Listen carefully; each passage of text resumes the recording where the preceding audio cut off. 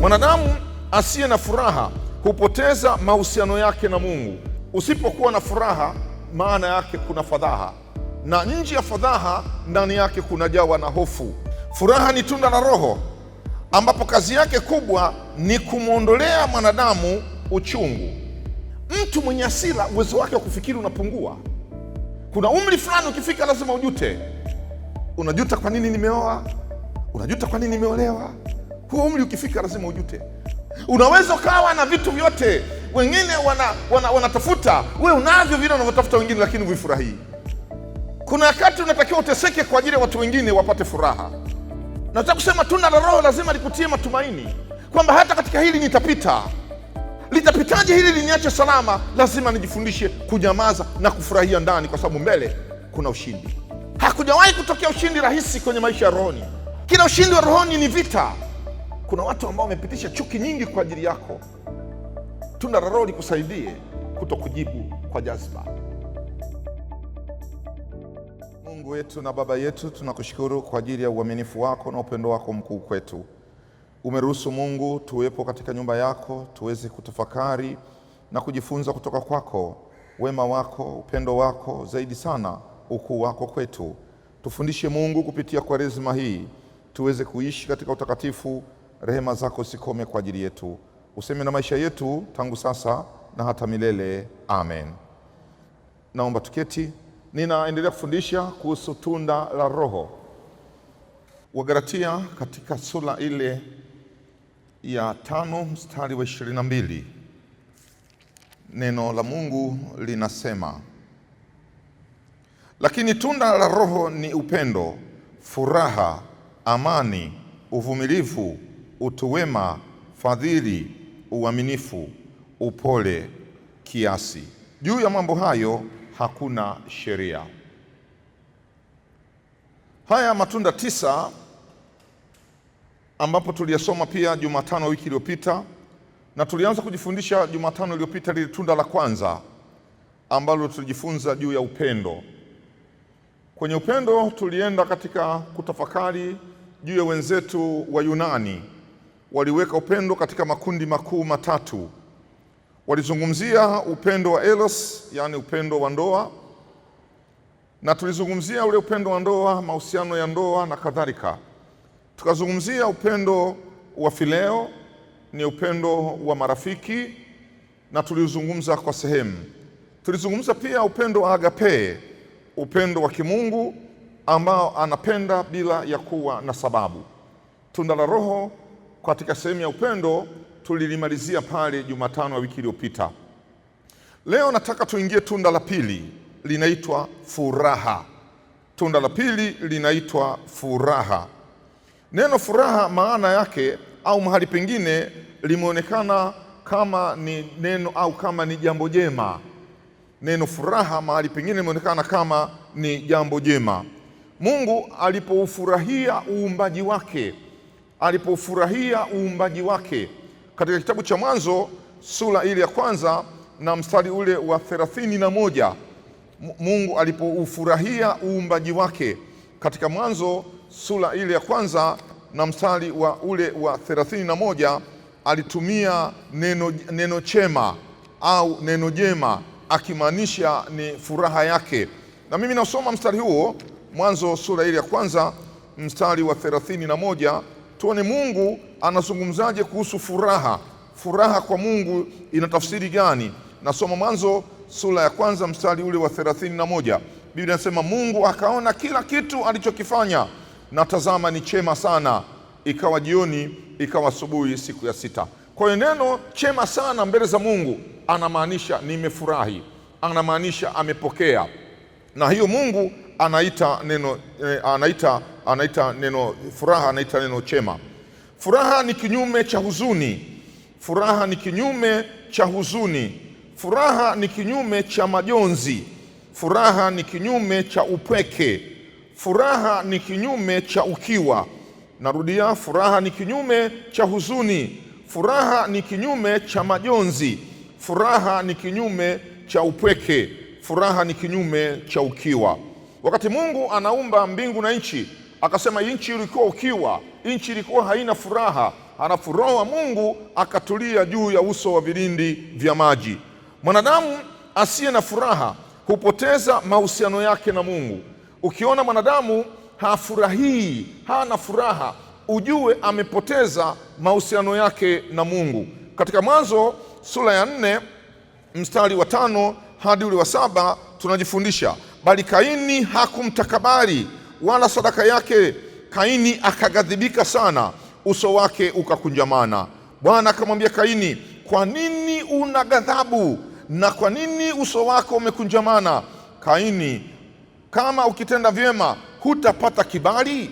Usipotenda vyema, dhambi iko inakuotea malangoni, nayo inakutamani wewe, walakini ya kupasa uishinde. Kwa hiyo tunapoingia kwenye kukosa furaha, nyuso zinakunjamana. Ukunjamano wa uso si tokeo la nje, mkunjamano wa uso ni tokeo la ndani. Ukundani kukiwa kumejikunja, nje unapata matokeo. Ndio maana mtu mwenye furaha uso wake hukunjuka, mtu mwenye huzuni uso wake husinyaa. Mungu alimtazama Kaini akamwambia, kwa nini una ghadhabu? Mungu aliangalia ndani ya moyo wa Kaini, aliona moyo uliokunjamana, aliona moyo usiokuwa na furaha, aliona moyo wenye huzuni, aliona moyo wenye upweke, aliona moyo wa mtu aliyeachwa. Mwanadamu asiye na furaha hujawa na kufadhaika, na hapa anakuwa ni mtu wa mashaka na hofu. Usipokuwa na furaha, maana yake kuna fadhaha, na nje ya fadhaha ndani yake kunajawa na hofu, na ile hofu inakuondoa moja kwa moja katika kumtegemea Mungu. Mbele nitasema katika Waefeso sura ile ya 5 mstari wa 30 hadi ule 32. Efeso sura 5 mstari wa 30 hadi 32. Ninatangulia kusoma maneno haya ya Waefeso.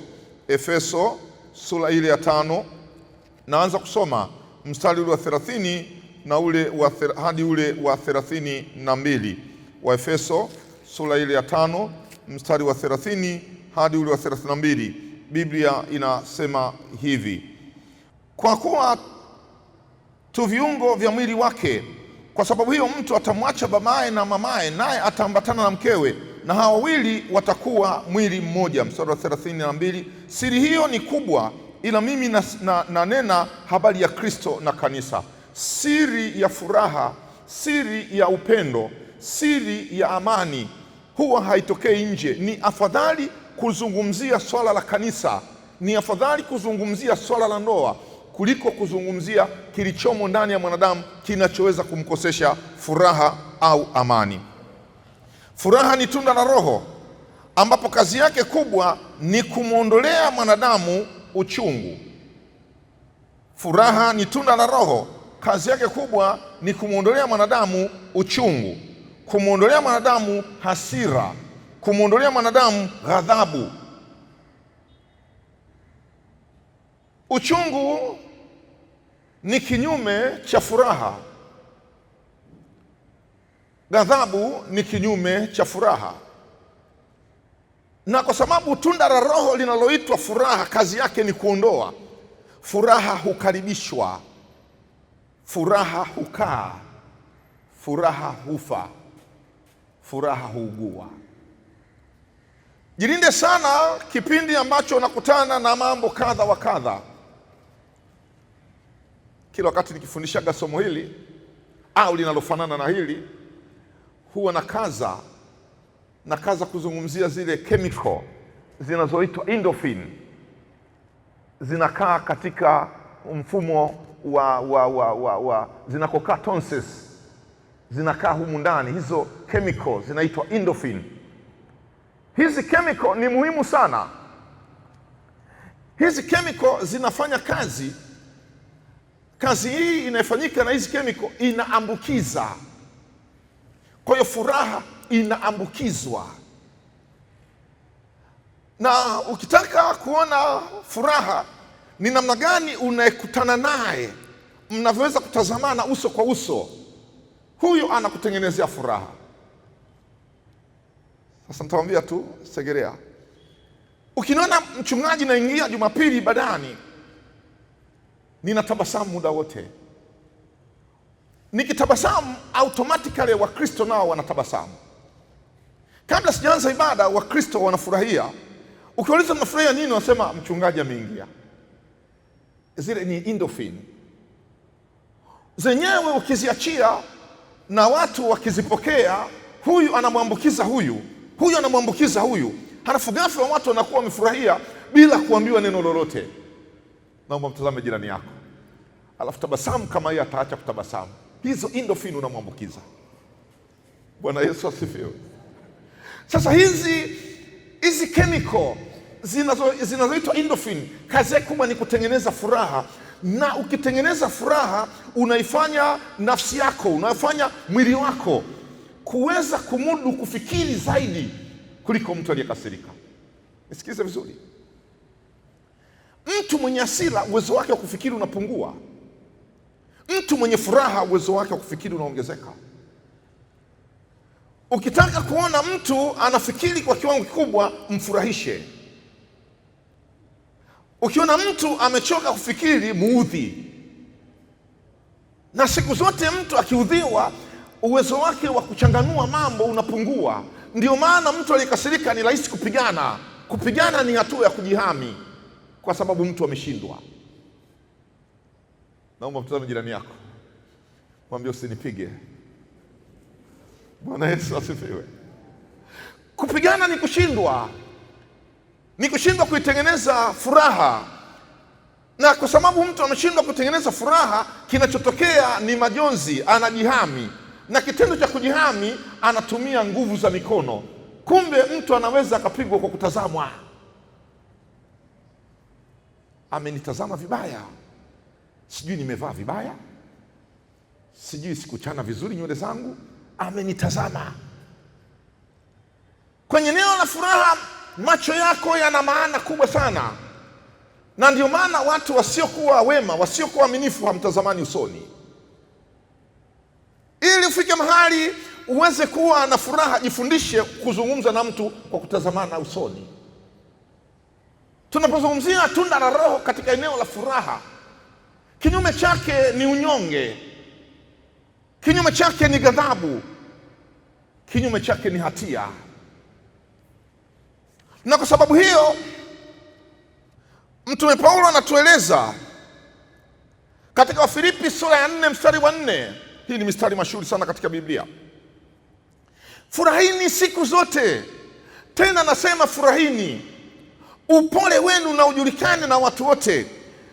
Msijisumbue kwa neno lolote, bali katika kila neno kwa kusali na kuomba haja zenu na zijulikane na Mungu. Na amani ya Kristo ipitayo akili zote itawahifadhi nia zenu na mioyo yenu. Furahini siku zote. Kwa sababu unafundisha, kwa sababu unafundisha, sio vibaya ulikaa naye umuulize, unanifurahia? Furahini siku zote, tena nasema furahini. Upole wenu na ujulikane na watu wote. Msijisumbue kwa neno lolote, bali kwa kila neno kwa kusali na kuomba haja zenu na zijulikane. Lakini watu hawana furaha. Nina hakika kuna shida kubwa katika eneo la furaha. Kinyume cha furaha ni huzuni. Kwa sababu hiyo watu wengi wanatembea na huzuni kuliko wanaotembea na furaha. Kwa sababu hiyo dunia imefanyika sio mahali pazuri tena kama makusudi ya Mungu. Mungu alikusudia tuje duniani tuifurahie dunia. Tumekuja duniani hatuna furaha na dunia. Tumekuja duniani tuna huzuni duniani. Tumekuja duniani tuna majonzi. Na kuna watu ambao wanaishi duniani kwa majuto, kwa sababu walipoteza furaha wakaingia kwenye majuto. Achilia mbali ya majuto yale ya umri, kwa sababu kuna majuto ya umri. Leo nafundisha ili unielewe. Kuna umri fulani ukifika lazima ujute. Unajuta kwa nini nimeoa? Unajuta kwa nini nimeolewa? Huo umri ukifika lazima ujute. Unajuta kwa nini nina watoto? Unajuta kwa nini sina watoto?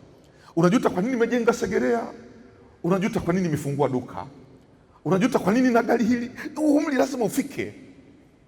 Usipokuwa na hiyo muda wa furaha, unaweza kufika mahali ukahama mji.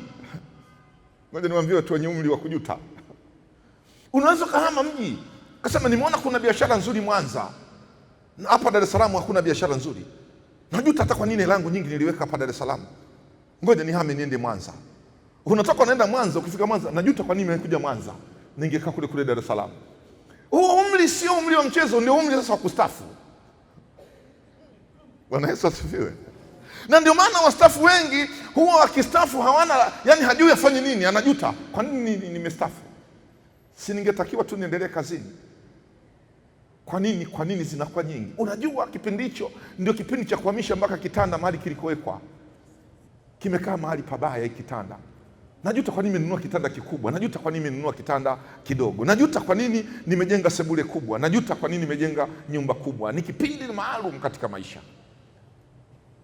Usipoomba hicho kipindi, vitu vingi vitapotea, vitu vingi vitasambaratika, kwa sababu furaha ya kweli, furaha ya ndani haisababishwi na vitu vinavyokuzunguka. Utasema na ile ujikontrol kwenye maisha yako. Ndio maana Paulo anamwambia, anaandikia Wafilipi, furahini katika Bwana. Tena nasema furahini.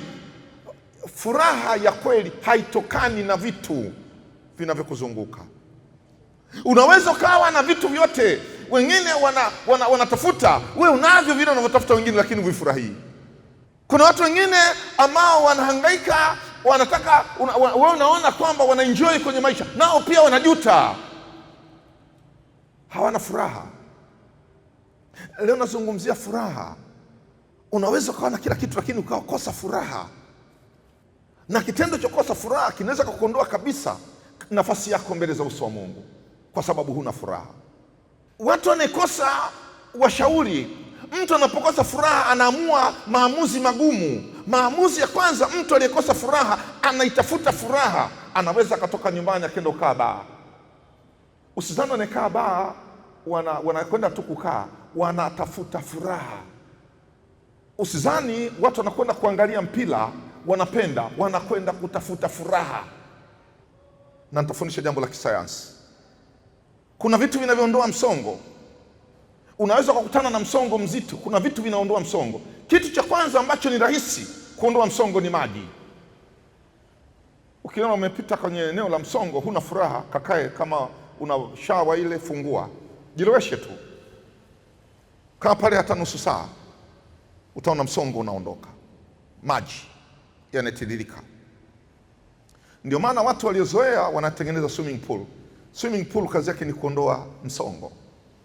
Kitu cha pili kinachoweza kusaidia ni wanyama. Ukifanikiwa kuwa na wanyama, ukifanikiwa kukaa na wanyama, wanyama wanaondoa msongo. Kitu cha tatu ambacho ni rahisi ni majani. Kakae kwenye garden, msongo unaondoka. Ndio maana wenzetu walioendelea sio tu majani wanaweka na maua, wanaitafuta furaha. Lakini mpaka ukumbuke kwenda kukaa kwenye maua saa ngapi? Mpaka ukumbuke kwenda kujimwagia maji saa ngapi? Mpaka ukumbuke kwenda kukaa kwa wanyama saa ngapi? Wakati ushachanganya, wanasema ushavurugwa. Sasa ukishavurugwa unaenda kukaa wapi? Ndio nataka nifundishe leo tunda la Roho ambalo ni muhimu. Huhitaji tena maji, huhitaji tena wanyama, huhitaji tena vitu hivyo, huhitaji. Kuna mbadala. Paulo anasema furahini katika Bwana, tena anasema furahini siku zote. Lakini katika haya maisha, nataka nifundishe katika haya maisha, hili somo linalenga nini? Hili somo linalenga namna Mkristo anavyoweza kutengeneza tumaini katika nyakati ngumu, akiweka imani yake kwenye ushindi, hata kama anapita kwenye mazingira yasiyo rafiki. Somo hili Mkristo linakutoa. Tutazame Wakolosai sura ya 1 mstari wa 24. Wakolosai sura ya 1 mstari wa 24. Neno la Mungu linasema hivi: sasa nayafurahia mateso nilionayo kwa ajili yenu, tena nayatimiliza katika mwili wangu yale yaliyopungua ya mateso ya Kristo, kwa ajili ya mwili wake, yaani kanisa lake. Kuna wakati unatakiwa uteseke kwa ajili ya watu wengine wapate furaha. Kuna wakati unatakiwa umie kwa ajili ya watu wengine wacheke. Ukristo ni maisha. Ukristo sio maigizo. Sasa Wakristo wale wengi wanashindwa na vitu vidogo. Anataka alivyoumia yeye na aumize mtu mwingine. Ukristo sio huo. Furaha ya kweli, umia wewe, wengine wapone. Teseka wewe, wengine wapone. Ndivyo alivyofanya Kristo.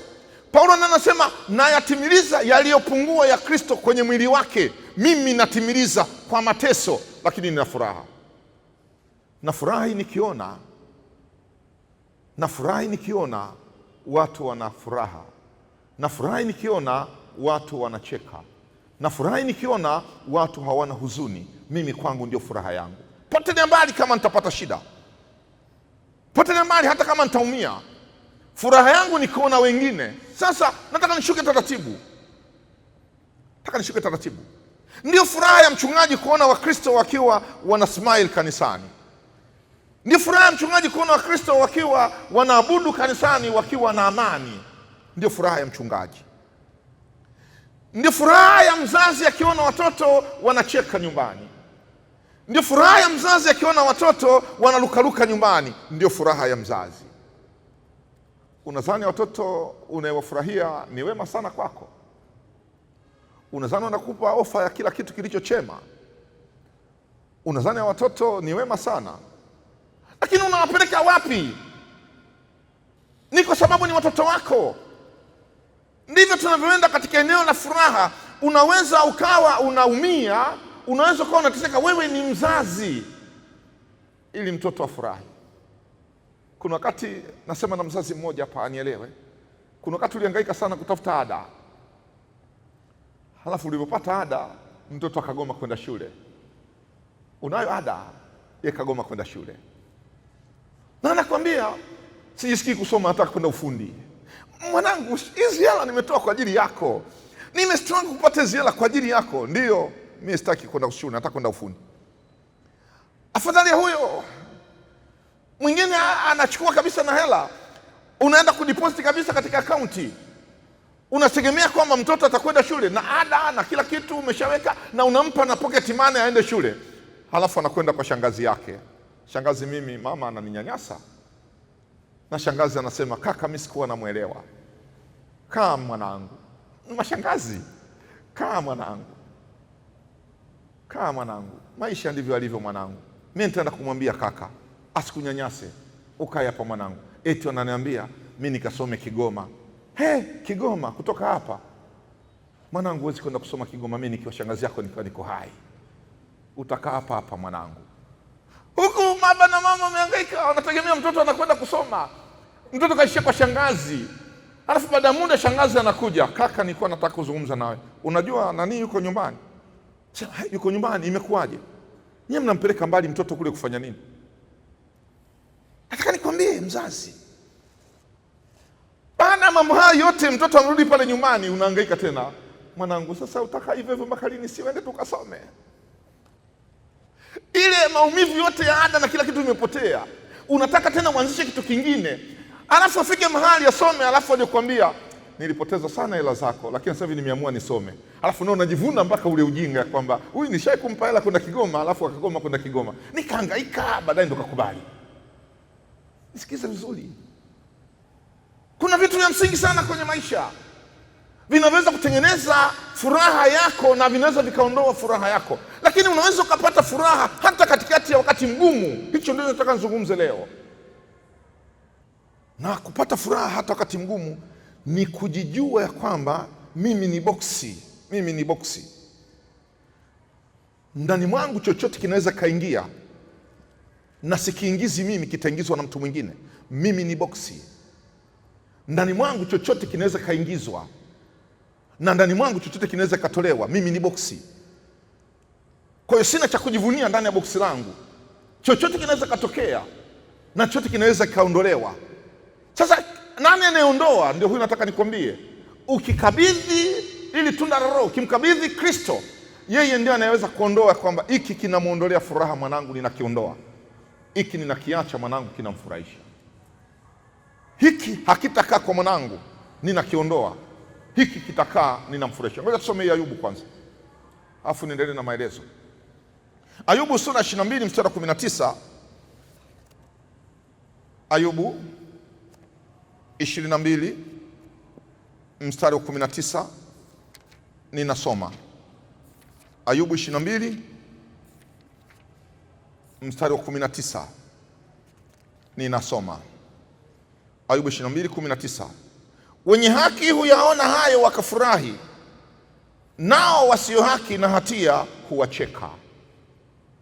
Furaha yako mwenzako anaweza kaicheka. Heri basi uwe na furaha yenye haki, kwa sababu watu watacheka unachokifurahia wewe. Furaha yako inapotokea, kuna watu ambao hawaheshimu furaha yako.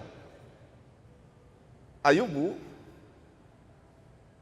wakati anapita kwenye eneo gumu, walikwenda marafiki zake wakalia pamoja naye, wakaugua pamoja naye, lakini hawakujua kilichomo ndani ya Ayubu ni nini. Kilichomsaidia Ayubu ni lile tunda la Roho lilikuwa ndani mwake.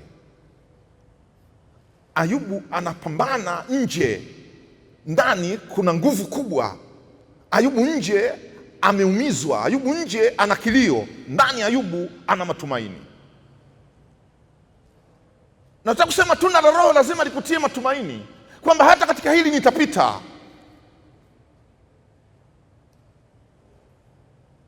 Hata jambo hili gumu nalokabiliana nalo leo litapita. Hili litapitaje? Hili liniache salama? Lazima nijifundishe kunyamaza na kufurahia ndani, kwa sababu mbele kuna ushindi.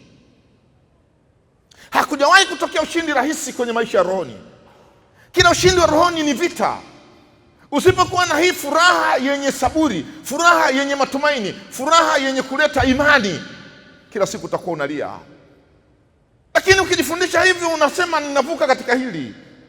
Lakini jambo la pili pia, furahi kwa sababu jaribu lilonalo wewe ni dogo kuliko lilonalo fulani. Sijui kama unajua, ulilonalo wewe ni dogo kuliko lilonalo fulani. Mwenzako analo kubwa zaidi kuliko lilonalo wewe. Kufurahi lile jaribu la mwenzako likupata.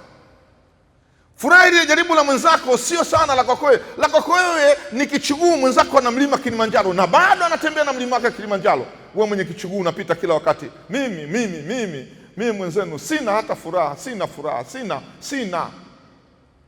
Mwenzako ana mlima Kilimanjaro anatembea nao. Tungebadilishana makwazo ya kwako wewe na ya kwangu mimi ningekuwa nalala usingizi tangia asubuhi mpaka asubuhi. Yaani wanavyonikwaza mimi na wanavyokukwaza wewe ungekuwa unakwazwa kama ninavyokwazwa mimi, na mimi ningekwazwa kama unavyokwazwa wewe, mimi ningekuwa nalala tangu asubuhi mpaka asubuhi. Usijui kama unanielewa? Yaani wanaonikwaza mimi ni wahamishe kwako wewe, alafu wanakwaza wewe uniletee mimi, ningekuwa nalala tangu asubuhi mpaka asubuhi. Yaani siamki kutembea na furaha kuliko kawaida. Lakini nakwambia yale ninayokutana nayo mimi, ukitembea nayo ukaniona Jumapili tena nimesimama ibadani, unasema kwamba huyu sio binadamu. Ni kwa sababu nina matarajio. Na mtu mwenye matarajio ni kama mti mbichi, sio kama mti mkavu. Kwanza ukitaka kuchoma moto mpaka ukauke. Haya ni matarajio makubwa sana kwamba hili nalo pia litapita. Kuna saa nyingine watu wanapata shida. Ngoja niseme hii kwa sababu kuna watu wanapona. Ninataka wapone watu. Kuna watu wengine wanapata shida, wanatazama.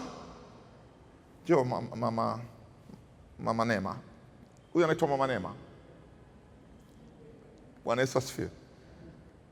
Sasa kuna watu ambao muda wote wakikaa na Mama Neema, kwa sababu hawaoni huku nyuma, wanamfanyia visa, wanamfanyia vituko. Vituko hivi anavyofanywa kunyuma hafanyiwi yeye, anafanyiwa kwa ajili ya mwanawe Neema. Liangalie toto lake, limemshinda kulilea. Angalia toto lake lilivyoharibikiwa na tabia. Halafu huyo akigeuka anasema, Neema bwana, Neema tulikuwa naye juzi, alituombea. Nisikilize wanadamu, Halafu huyu anafurahia, anakuja kwangu mimi, nasema wewe ni mtu mzuri sana, kumbe Neema alikuombea. Akigeuka tu, nilikuwa nayo Neema. Na mimi natamani Neema hata ifike mahali ujute kwa ajili ya Neema. Kaka mamangu, nataka mtu apone hapa leo. Swala la mtu kusema juu ya kizazi chako, juu ya watoto wako, mtoto ni yule tu aliyopo ndani ya tumbo mamangu. Akishatoka anakuwa sio mtoto, ni binadamu, ana maamuzi yake.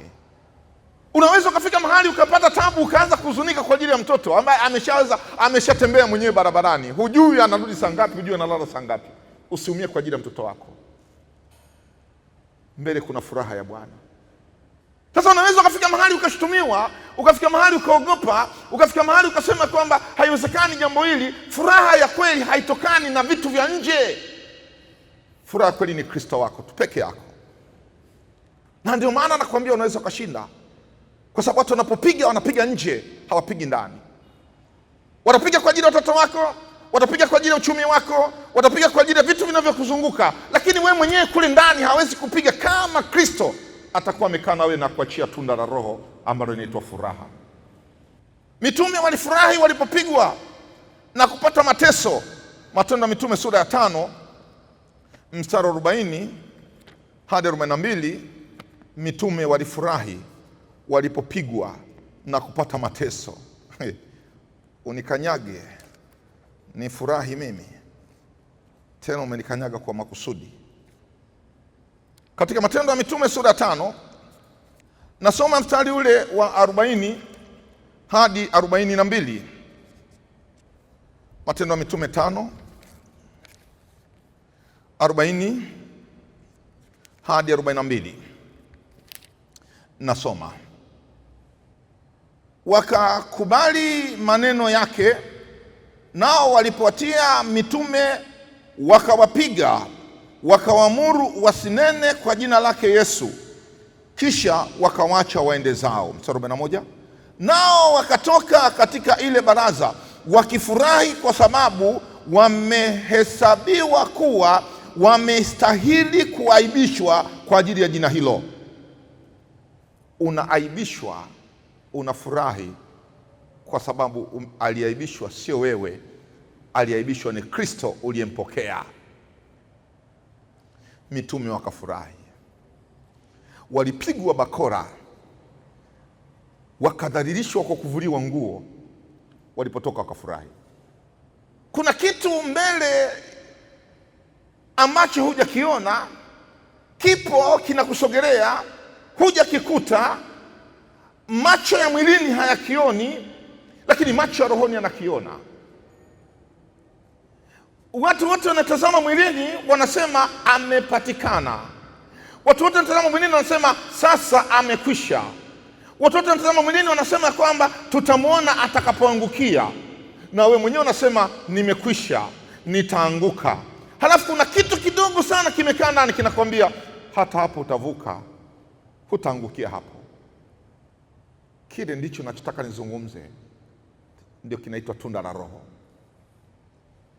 Lenyewe linafanana kama na karama maalum ya kukusaidia wakati watu wanapokuwa na matatizo. Kile kikarama kinakusaidia, kinakuvusha. Wakati watu wote wanasema atakuwa chini, kile kikarama kinakupa hekima ya kucheka. Wakati watu wote wanategemea kwamba unalia, kwa kujua kwamba hiki kitapita, na nikipita hapa nitatoka kwa ushindi mkubwa, na nikipita hapa nitatoka kwa maajabu makubwa. Lakini kipindi hiki watu wote na mimi mwenyewe najua kwamba hapa stoki. Lakini lile tunda la Roho linakwambia utavuka, linakusukuma uende. Halafu watu wanashangaa kwamba unawezaje, inakuwaje? Kumbe sio wewe, ila lile tunda limekusababisha uvuke. Tunda limekusababisha utoke hatua uliokuwa nayo kuhamia hatua nyingine. Kilichokuvusha ni lile tunda. Mwenyewe ulikata tamaa, wanaokuzunguka walikata tamaa, lile tunda lilikuvusha. Ipo furaha ya Roho Mtakatifu ambayo haitokani na dunia hii, ni furaha ya rohoni. Hii inaweza ikawa ni kama hiyo karama niliyokuwa naizungumzia.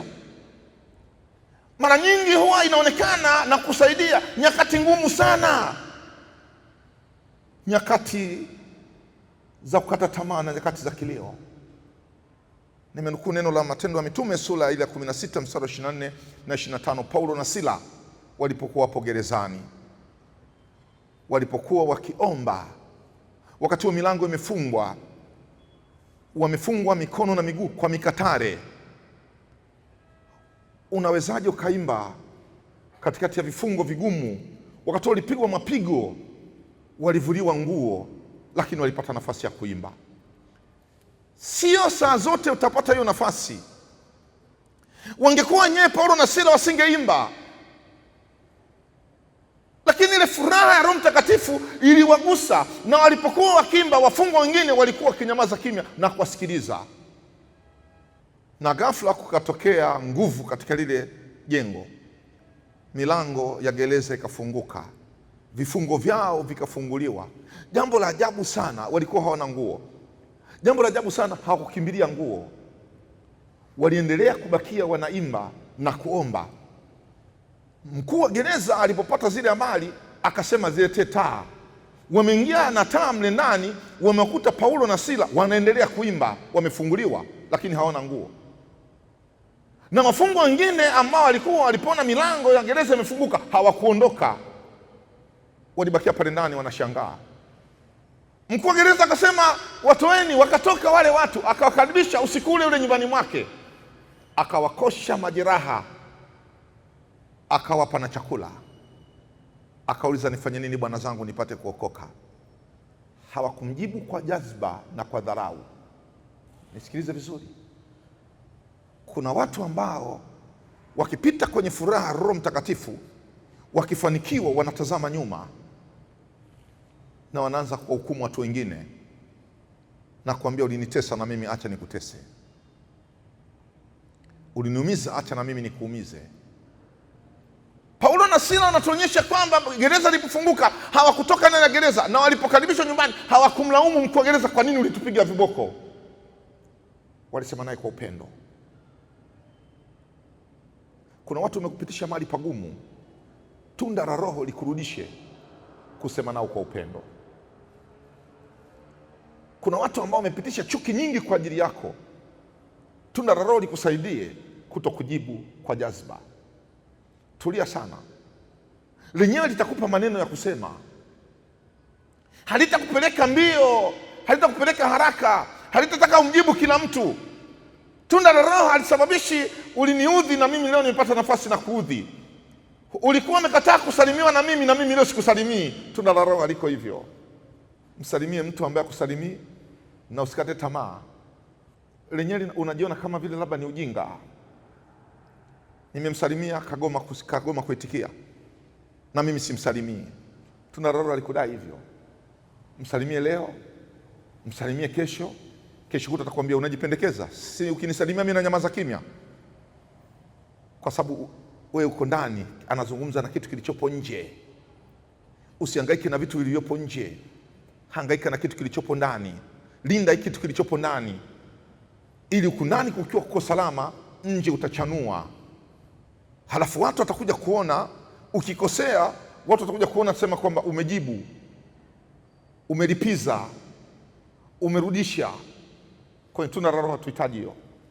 Ndio maana kwenye tunda la Roho hata mtu ambaye unadhania kwamba sio mwema kwako kaa naye. Ndio maana kwenye tunda la Roho hata mtu ambaye unadhania kwamba ni machukizo kwako kaa naye. Pengine mwenzako hakujui vizuri, pengine mwenzako hakuelewi. Jifundishe kukaa naye ili akujue. Jifundishe kukaa naye ili akuelewe. Furaha ni bidhaa adimu duniani. Narudia tena, watu waliopo duniani hawana furaha.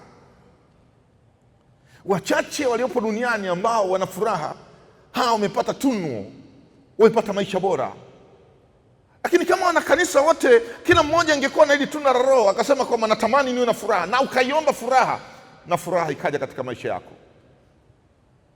Furaha inaombwa, inakuja, inakaa ndani yako. Nimekwambia mpaka mambo ya kisayansi. Kasa nyingine mwenyewe tu, jitafutie hata kioo, jiangalie mwenyewe tu. Halafu cheka na kile kioo. Halafu mshukuru Mungu ya kwamba umeniumba na mituta hii. Na bado mimi mchungaji wa watu. Mungu wewe ni muumbaji. Halafu nafurahia kazi ya Mungu. Na inakusogezea siku. Hasa hata wengine akisema kwamba mtazame sio mwema. Mimi sikuja duniani kwa sababu ya kuwa mzuri. Hivi ndivyo alivyonifanya. Kwa hiyo acha nije hivi duniani. Kwani nimejifinyanga mwenyewe? Kwa nini nijikatae? Kaa siku nyingine kwenye kioo, jikubali. Kaa siku nyingine kwenye kioo, jiangalie. Na jivunie hivyo Mungu alivyokufanya. Kwa sababu huwezi kujibadilisha. Tayari Mungu ameshakufanya. Sasa ukipita watu wakisema kwamba mtazame nywele za kipilipili, kwani wewe ndio ulikuweka nywele? Mtazame ana macho kama ya nyoka, kwani mimi nilijiumba mwenyewe? Sasa mimi niumie kwa sababu ya Mungu aliyeniumba. Nikasirika kwa sababu Mungu akaniumba hivyo. Mimi hivyo na mimi napambana hivyo. Nifurahi katika Bwana, tena nifurahi. Na furaha yangu isiondolewe na mwanadamu. Furaha yangu iwe ya Roho Mtakatifu. Mungu alibariki neno lake.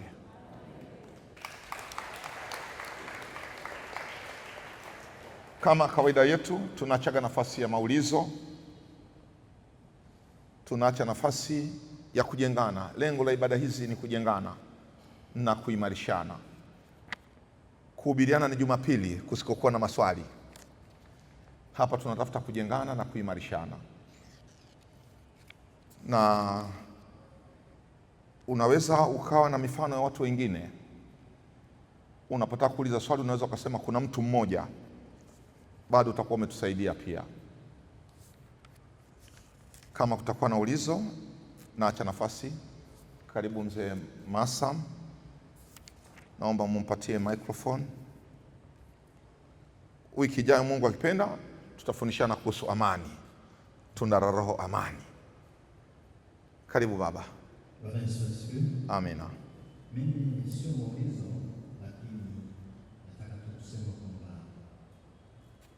nimepata uongozi umepitia pamoja sana. Na kibaya zaidi wanaonipiga vita na watu wengine wa Mungu. Ndio. Nimenipa moyo kama kusema. Na Mungu anapiga hatua.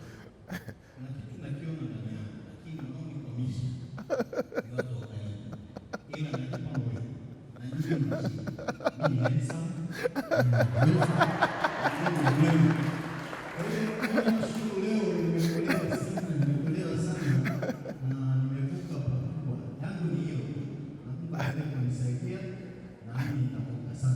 Asante baba.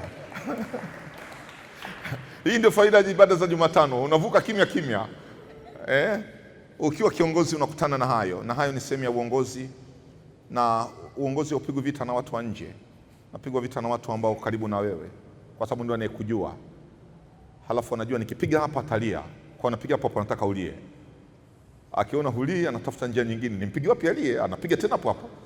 Na siku moja ukilia tumepata hiyo nafasi. Kila siku tutakupigia hapo tukamlize leo. Tunapiga hapo unalia, sasa tunafurahi. Kuna mkono kule nyuma. Kuna wakati mwingine nitafundisha viongozi. Nasikia kuna viongozi wengine nasema basi najiuzuru. Kujiuzuru? Unajiuzuru unaenda wapi? Mimi hakuna kujiuzuru mpaka dakika ya mwisho. Kwa hiyo kuna kiongozi anasema najiuzuru. Kaa hapo Masam.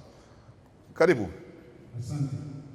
Baba mchungaji, tunda la Roho linapatikana kwa njia gani? Na namna gani mtu akiwa ameshalipata ni namna gani anaweza kulitunza ili likae lisipotee? Asante. Tunaposema tunda la Roho ni tunda la Roho Mtakatifu. Roho Mtakatifu anapokuja kukaa ndani ya mtu anakuja na haya matunda yake. Kwa hiyo mtu anapokuwa na Roho Mtakatifu ambaye anakaa ndani yake anamgawia haya matunda. Tulianza na upendo. Upendo sio asili ya mwanadamu. Mwanadamu asili yake ni udanganyifu kwenye bustani ya Eden.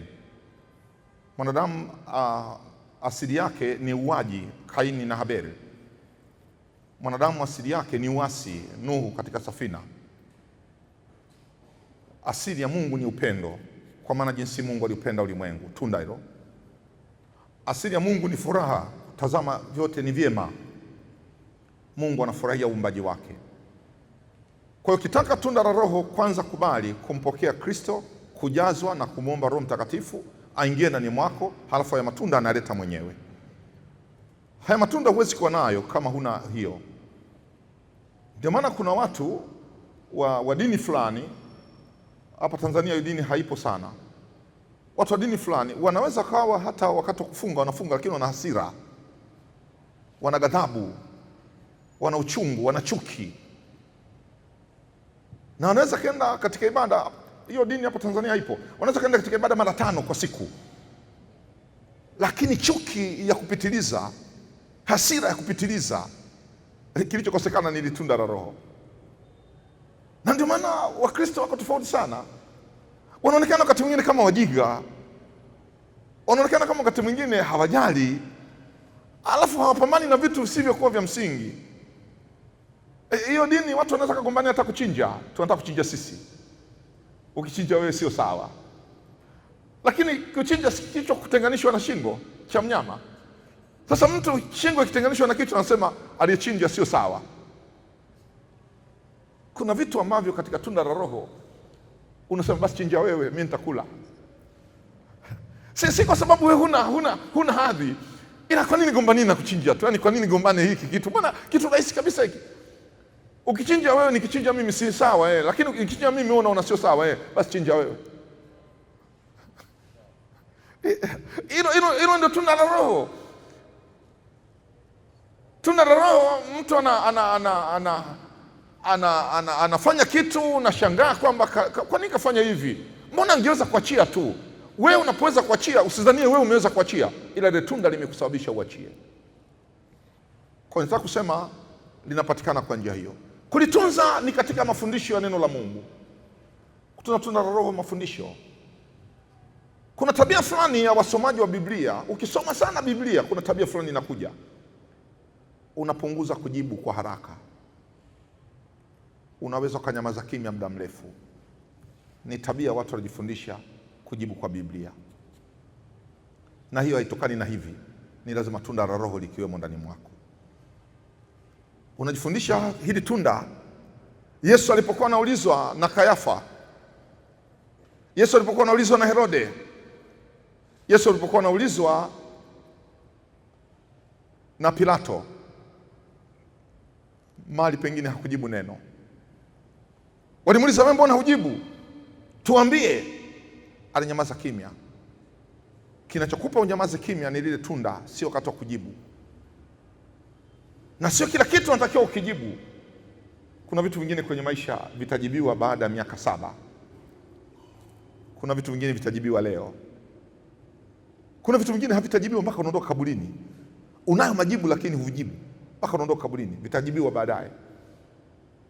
Yesu hakujibu. Wale askari walinzi walikuwa pale kaburini, alipokuwa anateswa, Yesu alinyamaza kimya. Alipokuwa amekata roho, tetemeko lilipotokea, wale walinzi walipoona lile tetemeko wakasema, hakika huyu alikuwa ni mwana wa Mungu. Hamkujua. Alinyamaza kimya. Furaha inayojaa ndani mwako, unaweza kunyamaza kimya katikati ya matatizo. Ngoja niwaambie jambo moja.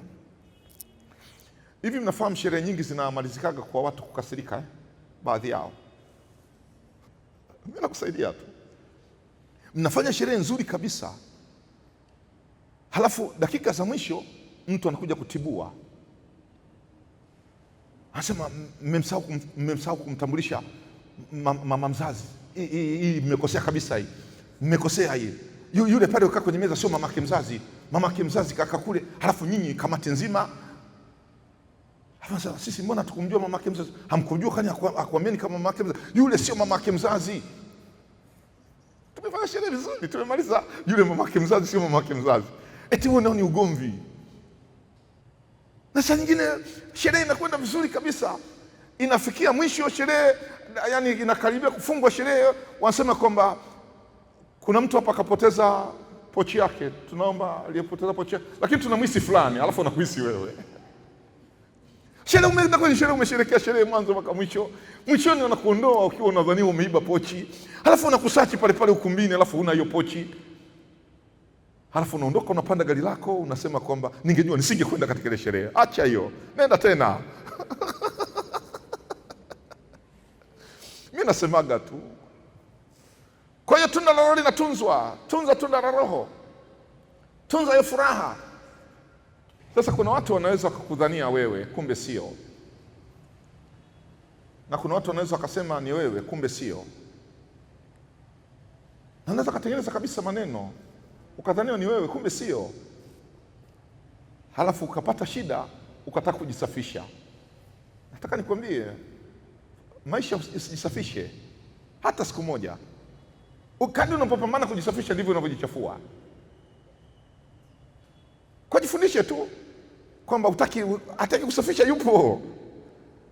Akatumia nguvu kubwa sana kujisafisha. Jamani mimi sio, jamani mimi sio, mwiteni na fulani, mwiteni na fulani. Siku mimi nilikuwa na mtu fulani. Haikusaidii. Acha tu, kuna wakati utafika utasafishwa. Hii inaponya wengi. Hii inaponya wengi. Usihangaike. Usihangaike. Wala usipate shida. Wanataka kuambia nani? Tushasema tayari, wewe hatukuelewi. Tushasema hatukuelewi. Hasa unatuambia mimi nieleweni tu, mimi nielewani. Hatukuelewi, tumeshakwambia hatukuelewi. Sasa fanya mpaka ifike mara sema, lakini sasa tunamuelewa. Asante. Kama tuna la mwisho saa 2 sasa. Karibu. Tuna la mwisho huko mbele. Hili litakuwa la mwisho wa watu wa Mungu. Naomba hili la mwisho tujiandae kumshukuru Mungu kwa sadaka. Amina.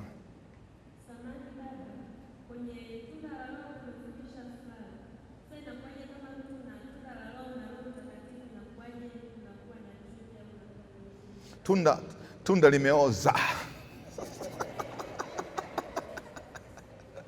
Unalo kweli, lakini limefanya nini? Tunda limeharibika. Ndugu zangu, ya matunda yanahuishwa kwa maombi. Nataka kusema ndio hicho. Yanahuishwa kwa maombi, lakini pia unajilinda. Kuna baadhi ya vitu tambua kwamba sio vya lazima, viepuke hata kama unavipenda. Niliwaambia mara zote, nawaambiaga kuna vitu mimi jamani navipenda, lakini mwenzenu kazi yangu imeniondolea. Napitaga pale barabarani pale kwenye kona pale, wana mahindi mazuri yanachomwa, yale mahindi bwana, alafu mvua imenyesha, mvua imekatika, sijui napata wapi yale mahindi, na mimi natamani yale mahindi pale, lakini mwenzenu kazi yangu nisimame pale nile mahindi, kazi inanikataza. Natamani kweli yale mahindi pale, na nikifika tafu raha ya hindi. Usichukue hindi ukalia ndani ya gari. Hindi la kuchoma ndani ya gari ni tofauti kabisa. Hindi la kuchoma, kaa pale pale kwenye mahindi, moto uko hapa na wewe unakula hindi. Yaani ndio pale kwenye raha ya mahindi. Wapi lakini mwipile. Siwezi tena. Siwezi. Natamani yale mahindi pale, natamani na mimi nikae pale. Tena raha yake yale mahindi, unavunja kipande kingine anaendelea kuchomea, unaanza kula kipande kingine. Halafu kila mahindi, usile mahindi kimya kimya. Unakula mahindi huku unamsemesha anayekuuzia mahindi. Umepata wapi haya? Hata hilo swali halina msingi, lakini mnajibiana, mtengeneza ndio uzuri yale mahindi, lakini wapi? Siwezi tena. Halafu kitu kingine, mimi napenda pensi. Na Mungu amenipa neema na mwili wa pensi. Asa nije na pensi hapa ibadani? Mtanielewa kweli? Sasa kuna vitu vimeshanipita tayari, na vitamani, lakini wapi, vimenipita. Vimeshakuwa sio vyangu tena. Kwa nini? Ni nafasi yangu. Kwa hiyo ukiona tunda la Roho, kuna vitu vingine lazima uangalie. Hivi hapa nikisema Kristo akirudi, nikimjibu huyu Kristo akirudi, hivi itakuwaje? Nikimuumiza huyu kwa maneno yangu, hivi itakuwaje? Kwa hiyo nikimjibu vibaya haya maneno, hivi itakuwaje? Unajihami kwa sababu ya lile tunda. Ukijihami, lile tunda linaendelea kustawi. Halafu watu wengine wanasema kwamba yule mjinga hata ukimsemesha hajibu. Sio kama huna majibu, ila tunda linakunyima nafasi ya kujibu vibaya. Naomba leo tuishie hapo. Tutatoa sadaka zetu tukiimba wimbo nambari 175, heri kumjua Yesu Bwana, roho huamka aniita, anitambua mali yake, hanipotezi nipo kwake, musimuliwe sifa zake, hana mwenzake. Wimbo nambari 175. heri kumjua